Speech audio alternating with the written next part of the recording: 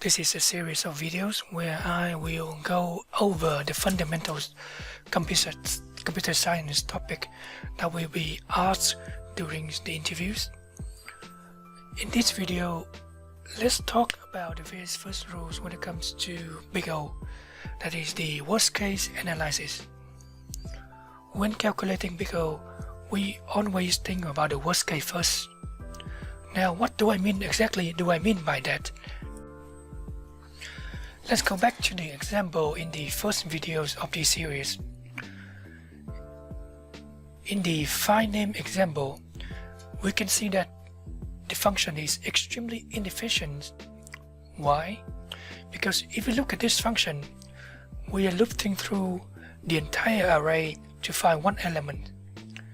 Remember, when we have the everyone array with about 10 different elements, the element we were looking for was the fifth element in the array.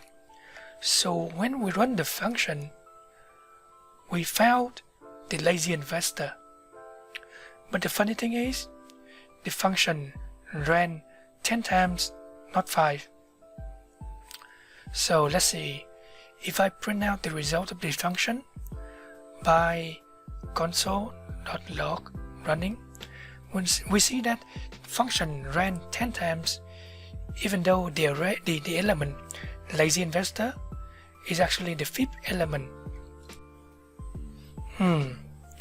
So we already found what we're looking for, right? So all these runs on the right here are pretty wasteful. So we can make this function a little bit more efficient. We can just have something called break. This is in JavaScript. This is a very simple way of getting out of a loop if the condition is met. So if I do this and click run, oh, look at that. Once we found the lazy investor, we are done. That's it. We are not going to loop through the rest of the items.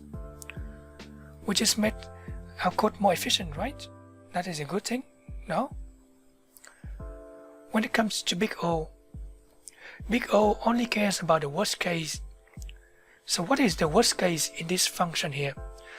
The worst case is that the lazy investor elements, instead of being the fifth item, it is at the end of the array.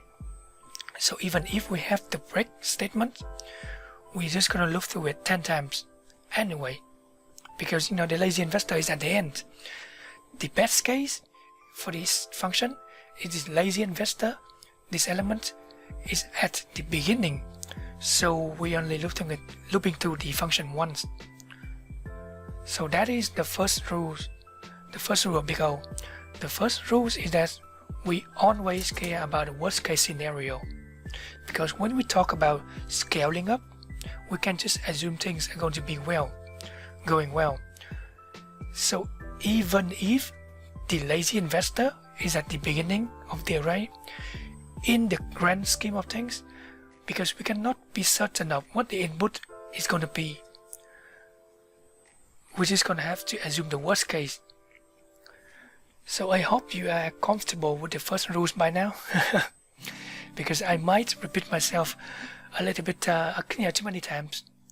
But let's talk about the next rule in the next video.